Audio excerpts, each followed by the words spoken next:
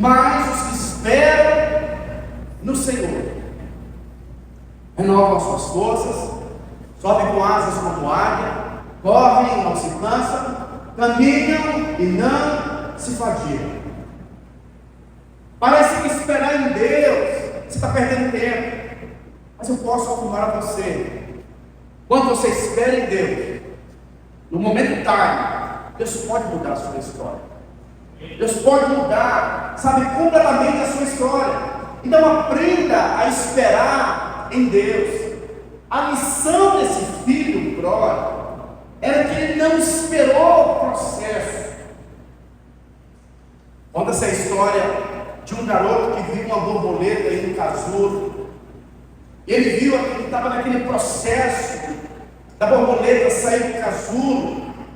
E ela então estava ali tentando sair do casulo, e o garoto vê aquele processo de metamorfose, de mudança. Ele fica com dó daquela borboleta em processo. Ele entra na sua casa, ele pega uma tesoura e ele então corta aquele casulo. E para surpresa daquele garoto, aquela borboleta, ela eliminou o processo e não pôde voar.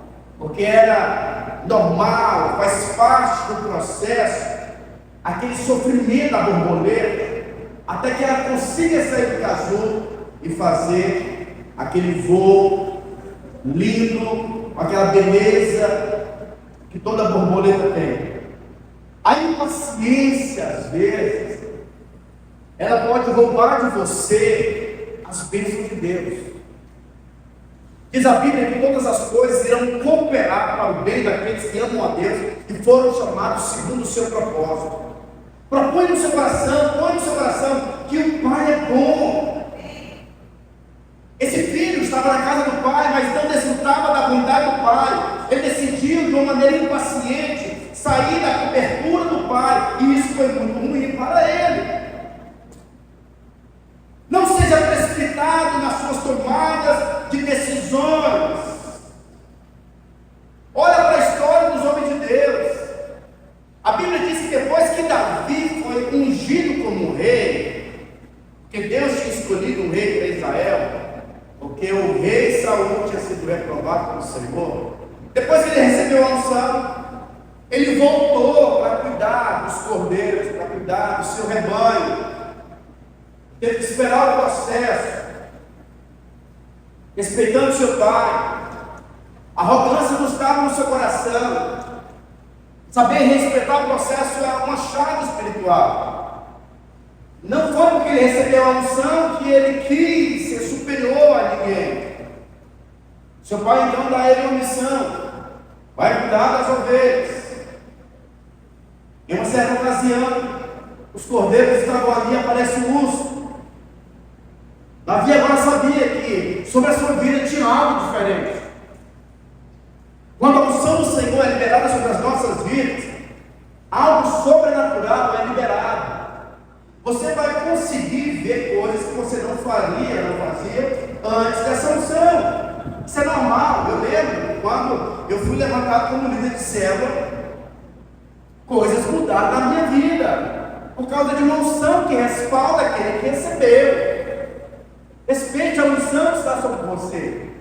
Davi não conseguiu matar aquele urso. Em outra ocasião, veio um leão. E Davi agora está respeitando a unção que estava sobre a vida dele. Eu gosto muito do Salmos 1, verso 2.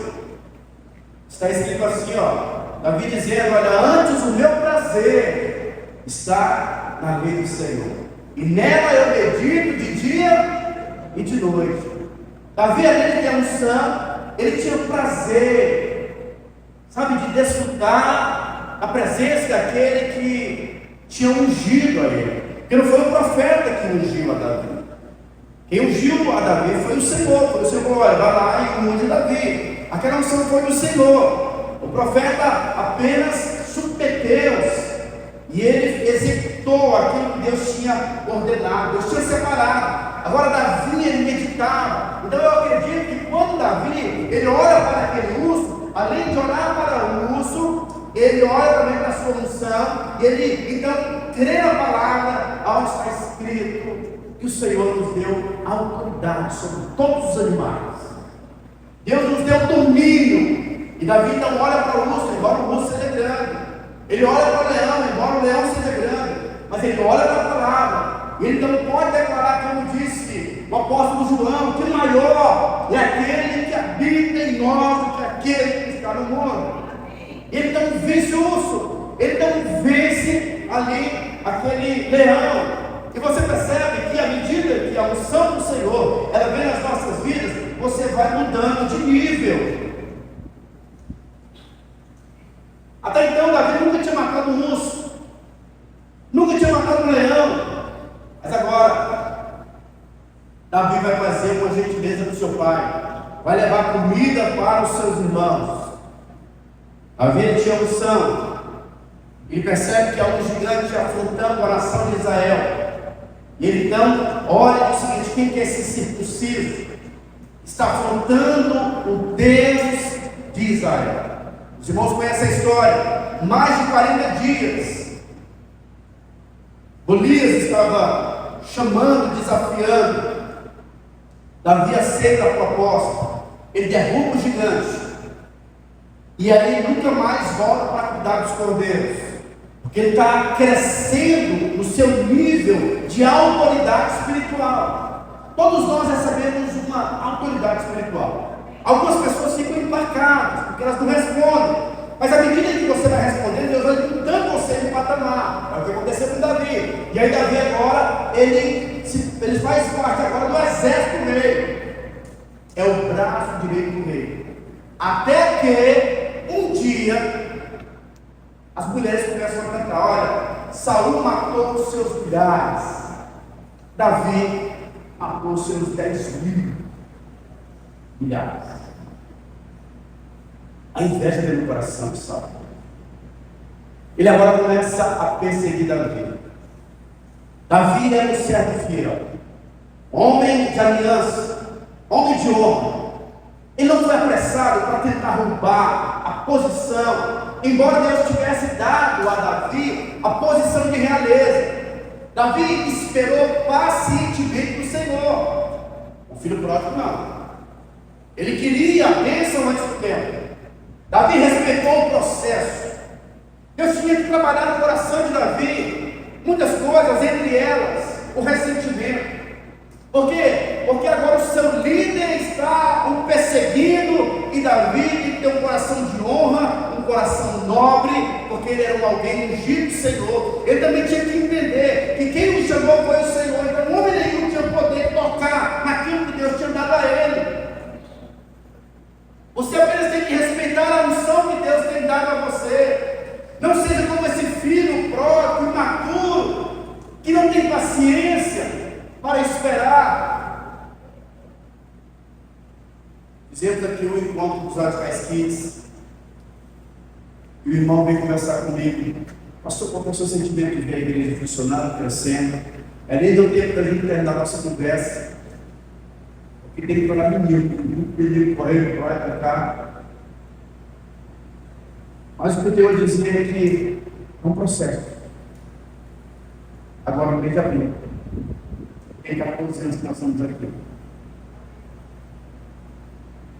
Talvez hoje seja o aniversário da primeira. 13 anos, Davi passou no processo. 13 anos, José também passou pelo processo. Quando entrou no ano 14, foi a unção do governo. Eu creio que nós estamos entrando nesse tempo. A história de José viveu 110 anos. Durante 17 anos, José, ele foi amado pelo seu pai. Ele recebeu uma roupa especial. A Bíblia diz que ele recebeu uma túnica talada. Era algo majestoso, que o diferenciava dos demais irmãos. Então se sentia amado, como o pai também demonstrou isso para ele. Se você não se sente amado, você não vai ter sucesso na sua vida. Pessoas que não se sentem amadas são pessoas problemáticas. Jesus começa o seu ministério, ouvindo o Pai, esse é meu filho amado em quem eu me alegro. 17 anos, os seus irmãos então tentam contra a vida dele. Ele então é vendido e vai para o estágio do processo. Ele passa então 13 anos servindo a Potifar, serviço braçal, mas ele tinha consciência da presença do Senhor. Havia um sonho, ele era movido por esse propósito. Ele então, de uma maneira completamente maligna, a esposa de Potifar tenta contra a vida dele. Ele foi ser preso. Lá na prisão ele também se tornou um administrador. Mas por causa do seu coração paciente, honrando o Senhor, José nunca disse que ele servia aos deuses do Egito, mas ele servia ao Deus de Abraão, de Isaac e Jacó. José era um homem de aliança. E a Bíblia diz que Deus honra os homens de aliança. E no estágio do processo, Deus vai dando a você habilidades, assim como ele fez com Davi. Ele ungiu Davi ali venceu um urso, venceu um leão, venceu também ali o Golias. E não foi diferente com José. José, ele responde a Deus, respeita o processo. Ele então se torna um administrador. Depois ele vai para a prisão, se torna um administrador. Ele é fiel ao Senhor. E a Bíblia diz que além de se tornar um bom administrador, Deus deu a ele o dom, além de ser um sonhador, ele interpreta sonhos. E ele interpretou o sonho de Faraó. E a Bíblia diz então que depois que ele desvenda o sonho, ele sai da prisão e Deus agora o estabelece em uma posição de governo, de realeza. Ou seja, tanto Davi quanto José, eles tiveram paciência para esperar no Senhor. Quantas pessoas têm rompido os processos e vivem no ciclo vicioso, não virtuoso, porque começa e não termina. Não são aqueles que concluem, sabe, uma atividade, uma proposta que Deus deu. Entre ano e sai ano, a pessoa ainda é um anão na fé, não tem disposição para o crescimento, a sua vida não expressa grandeza. Por quê? Porque não tem paciência de esperar no Senhor. Vocês estão me entendendo? Amém. Seja paciente. Ainda que a figueira não floresça e a vide do campo não dê seu fruto, todavia, louve ao Senhor.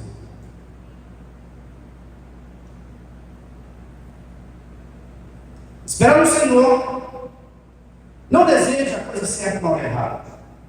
Espere. Espere. Espere. Essa é a palavra de Deus para você. Espere. E na hora certa, o Senhor vai promover você. A palavra profética para a videira de Barreiros é que nós entramos em um tempo de governo. Videira Barreiros, ouça essa palavra. Nós entramos em um tempo de governo e não é algo de homem. É o Senhor quem está fazendo isso. É o Senhor quem está estabelecendo esse tempo de governo. Não vai ser por força e nem por violência, mas vai ser pela presença do Senhor, em nome de Jesus. O filho pródigo, o problema dele não era dinheiro. Ele não queria dinheiro. Diz a Bíblia que quando o filho pródigo estava com os porcos, ele lembra da casa do pai e diz: olha, até os trabalhadores do meu pai comem pão com fartura. Ele então mostra para mim e para você que ele tinha uma vida boa. Ele tinha empregado, ele tinha roupa lavada, ele vivia bem. Se os servos comiam bem, quanto mais comer na mesa do pai.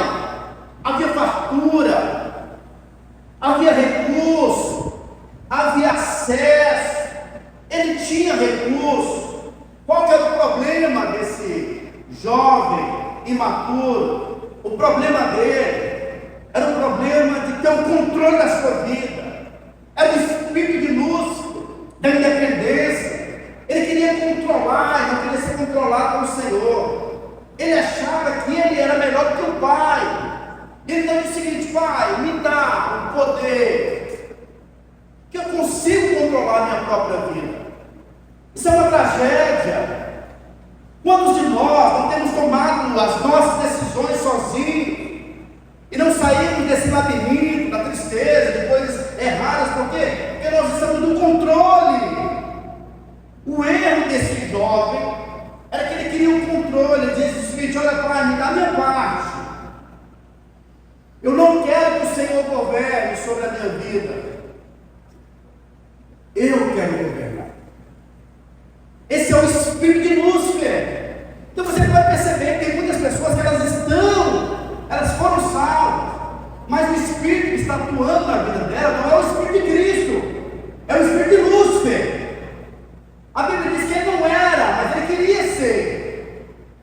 Teve um dia que ele diz: olha, eu subirei ao mais alto trono e eu serei semelhante ao Altíssimo, porque eu não quero me submeter ao Altíssimo. Ele tinha o espírito da autossuficiência. Se você olhar as descrições do livro de Isaías, você vai perceber que Lúcifer, ele tem a semelhança de Jesus. Ele era a alta estrela da manhã. A Bíblia diz que existem algumas características de Lúcifer que é do próprio Cristo. Mas a Bíblia diz que o controle, a arrogância, transformou um anjo em um demônio. Olha que poder que tem o orgulho, a autossuficiência, sabe, você querer governar a sua vida. Mas Jesus, o apóstolo Paulo revela o princípio de Cristo. No livro de Filipenses, capítulo 4, a partir do verso 12, Paulo ora dizendo: olha, eu quero que vocês sejam como Cristo, que sendo Deus não quis por usurpação ser igual a Deus, antes a si mesmo se esvaziou, se colocou na posição de servo. Cristo dizia que ele não fazia nada por ele mesmo, mas tudo que ele fazia porque o Pai me enviou. Ele não tinha medo de mostrar a sua fragilidade para as pessoas. Ele dizia: eu e o Pai somos um. Tudo que você veio fazer, porque o Pai está em Cristo. Estou ouvindo o Pai, me submeto a Ele, me esvaziei. E ele então, orando no livro de João, capítulo 17, ele diz: olha, Pai, assim como nós somos um, o Espírito da unidade, assim como o Senhor controla a minha vida, e aqui eu manifesto o teu nome, eu oro para que o Senhor não os tire do mundo, mas que eles andem dessa forma, que ele se submeta. O apóstolo Paulo também escreve dizendo no livro de Filipenses, de Efésios, capítulo 4, verso 11, que é Deus que estabelece na igreja apóstolos, pastores, mestres, evangelistas, tudo isso com vista ao treinamento dos santos, até que eles cheguem na estatura de Jesus, que é o princípio de ser controlado e conduzido pelos céus. O filho pródigo, ele queria controlar a sua vida.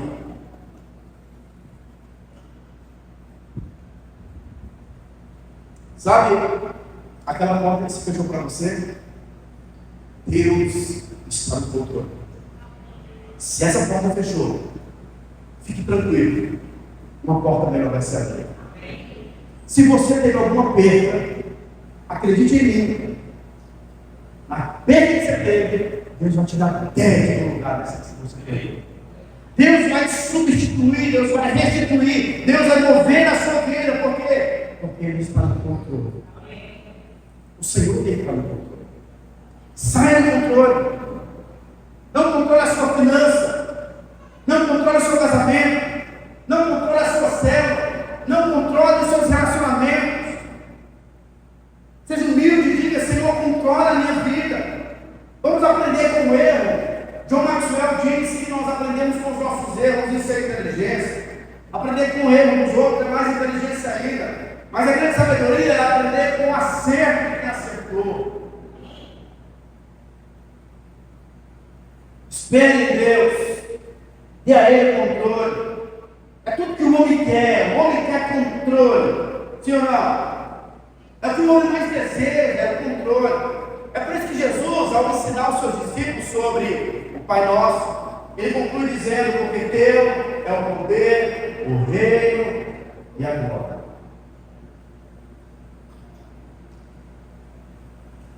Um outro princípio que nós podemos tirar da história desse garoto, desse jovem, é que o grande teste na minha e na sua vida não é nos dias maus. O grande teste nas nossas vidas é quando você adquirir algum tipo de poder. Quando ele recebeu a herança do pai, ele perdeu aquilo que era mais importante para a vida dele, o propósito. O grande teste da nossa vida não é o teste da pobreza, porque um pobre não sabe, não tem como um pobre administrar a pobreza. Você não administra a pobreza, você não tem. Como você vai administrar? O grande desafio é o poder. Os bens sempre vão testar o nosso caráter, vai testar o nosso coração. Eu fiz seminário com um cara milionário, Alexandre Lobo. Ele abriu mão de uma grande fortuna, o irmão dele, já, para responder ao Senhor. Ele foi um jovem rico que abriu mão de tudo para responder ao Senhor. Hoje ele se tornou um grande supervisor na vida dele, tem crescido bastante. É o líder dos legendários em Cuiabá, alguém muito respeitado. Deus tem feito muito na vida dele, porque o poder vai testar o nosso caráter. Muitas pessoas, quando elas recebem um pouco de poder, elas então ficam embriagadas. A embriaguez é algo muito danoso. A Bíblia diz que depois que esse jovem ele recebe os bens do seu pai, ele vai viver uma vida completamente fora do propósito de Deus. Perdeu o seu patrimônio mais poderoso. Perdeu o propósito. Como disse Miles Monroe, ele diz que pior do que a morte é viver sem propósito. O seu maior patrimônio é o seu propósito. Eu vi agora, nesses dias, um cara muito rico hoje no Brasil, foi para uma clínica psiquiátrica, está doido, tem muito dinheiro, perdeu o propósito. Chegou no ápice da riqueza. É só isso? Não tem um propósito. Se você perde o propósito, você perdeu tudo. O seu coração está sendo concorrido constantemente. Deixa eu te falar uma coisa. É quase impossível você servir a Cristo, estar conectado nele e não ter fruto. Deus vai te dar fruto. Essa é a vontade dele. E quando o fruto vier, por favor, não seja como esse jovem que perdeu o seu coração, que foi reprovado, que ficou intoxicado com recurso.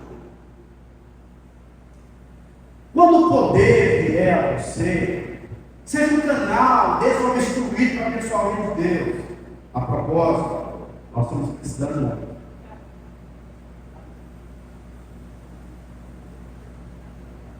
Deus já colocou em todas as áreas da sua vida, dentro do seu bolso. Dinheiro na mão, no nome de Deus, é uma ferramenta. E a mão espiritual, porque o apóstolo Paulo diz: olha, quando vocês forem ofertar, forem dizimar, não venham com tristeza, venham com alegria. Mas na sua cabeça vai dar um choque, porque tirar dinheiro do bolso é perda. Mas falta gente que não, vem com alegria, porque a semente vai vir a 30, a 60 e a 100 por um. Você vai ter uma grande colheita. Deus deseja abençoar o seu reino e essa bênção passa por você. Por meio da vida de José, você pode observar que ele pôde mudar a nação e nações. Ele foi um supridor, ele foi alguém que não estava pensando no seu umbigo. Pelo contrário, a Bíblia diz que a posição, o poder que ele teve, fez com que muitas pessoas não perecerem. Elas não pereceram. Por quê? Por causa da posição. Deus deu a ele a posição de salvar vidas. E é isso que ele fará conosco. Por meio do poder que ele vai dar a você, a influência que ele vai te dar, é para o próprio governo, é para o próprio propósito que ele te chamou. Amém. Aleluia. São muito palavras.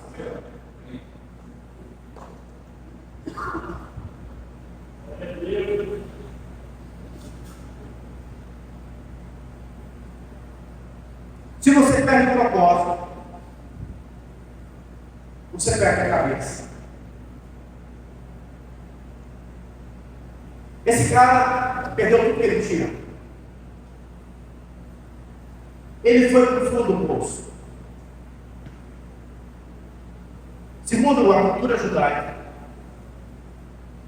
judeu considera o corpo como um animal de grupo. A situação desse jovem, ele se aliançou agora com os povos.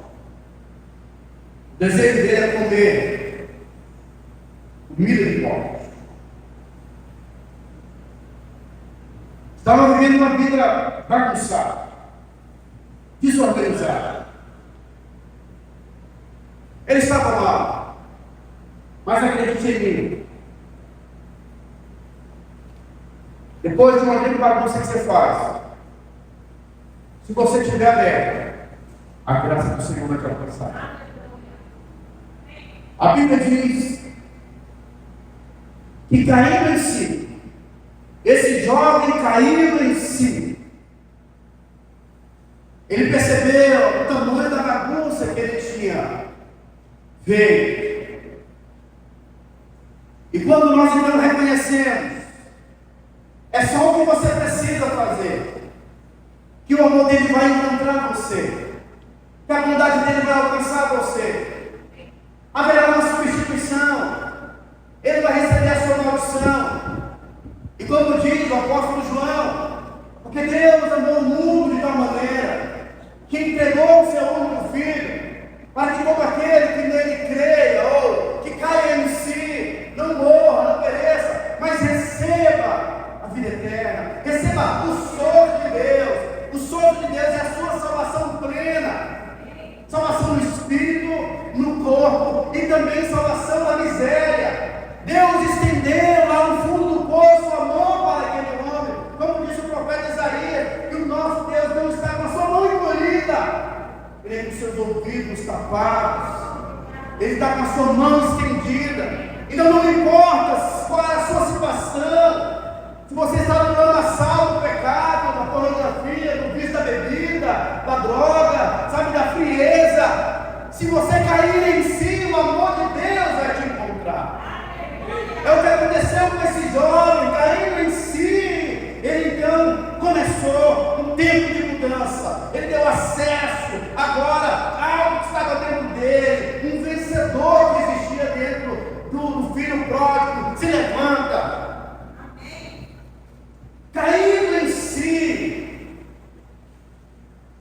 Tem um momento da nossa vida que nós temos que cair em si. Nós dizemos assim, você precisa cair em si. Cair em si. Olha, a minha criança sabia,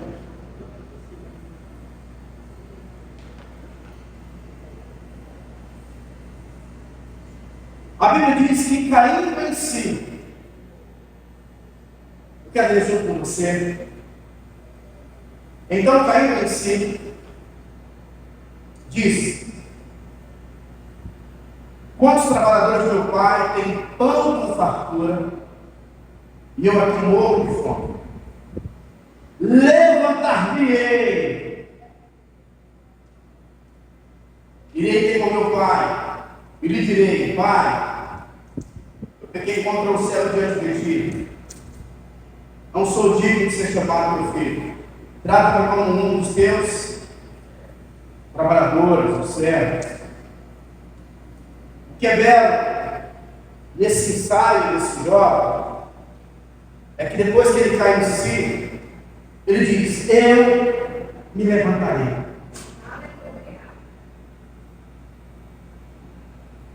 Você precisa ser o seu maior profeta. As nossas palavras definem nosso sucesso ou nosso fracasso. O livro do Provérbios diz que a vida e a morte estão no poder da língua, quem bem a utiliza come o seu fruto. Ele então decidiu dizer: eu me levantarei. Não importa a situação que eu esteja vivendo, eu vou me levantar, eu vou me erguer, as coisas vão mudar. Ele começou a criar uma mentalidade, uma visão de vencedor. Ele começou a mudar as suas palavras. Ele não olhou para a circunstância, ele simplesmente disse: eu vou me levantar, eu vou me erguer, as coisas vão mudar, eu não vou aceitar viver do jeito que eu estou vivendo, eu vou me levantar.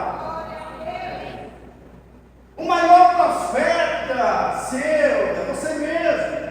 A atitude desse jovem foi uma atitude vencedora. Ele mudou seus paradigmas, ele foi afetado pelo amor de Deus, agora ele está restaurando a sua verdadeira identidade. É o processo da restauração. O primeiro momento ele se arrepende, o segundo ele diz: eu vou me levantar. E aí você sabe que a nossa vida segue as nossas palavras. A Bíblia diz que uma mulher sofria de hemorragia durante 12 anos. E ela então foi atrás de vários médicos, e a Bíblia diz que ela ia de mal a pior. Até que ela ouviu falar da fama de Jesus. E ela então começou também a declarar: se eu apenas tocar na hora de Jesus, eu serei curado. Começou um processo de mudança. Deus faz antes de acontecer. Tudo que Deus vai fazer, Ele faz pelo Espírito da fé. Hebreus capítulo 11, verso 6, ora, ele diz o seguinte: sem fé é impossível agradar a Deus.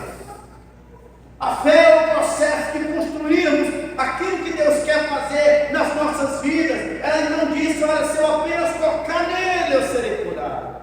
Aquele jovem disse: olha, eu vou me levantar. E a Bíblia diz que ele se levantou e foi em direção à casa do Pai. A mesma coisa aconteceu com a mulher hemorrágica. Ela disse: se eu apenas tocar, as suas palavras foram lançadas e a sua vida seguiu as suas palavras. A nossa vida seguirá as nossas palavras. Por isso, fale palavras espirituais, libere palavras de bênção e diga isso muito alto: eu sou abençoado, eu sou abençoada, eu sou próspero, eu sou bendito. Quem gosta de me abençoar também, porque as bênçãos do Senhor vai transbordar através da minha vida. Eu irei me levantar. Sabe, meu irmão, quando você se posicionar, declarando palavras de vida, ninguém vai poder te parar.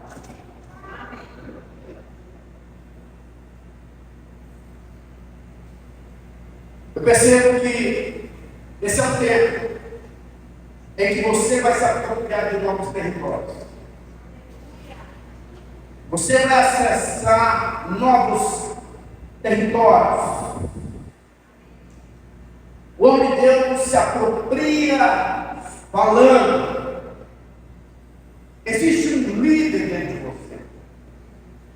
Existe um vencedor dentro de você. E você precisa então falar, declarar: Deus está me levantando esse tempo. Deus está te levantando esse tempo. Esse é o tempo de conquista. Diga assim comigo: esse é o tempo de conquista. Quinta lição acerca da vida desse jovem é que quando ele volta para a casa do pai, os irmãos conhecem a história. O pai estava aguardando esse jovem. Quando o pai o vê, coração arrependido, o pai corre em direção ao filho. Diz a Bíblia que esse homem já era de idade. Ele faz então uma corrida explosiva. Ele abraça o filho, mesmo o filho estando fedido. Ele beija o filho, dá um banho no filho, dá uma roupa nova, sandálias novas, um anel novo, porque o Senhor está restaurando a identidade daquele jovem. O Pai tem vestes novas para você. Ele tem um anel para você, para o seu dedo. Ele também tem sandália para os seus pés. Sabe o que mais? Ele tem uma festa.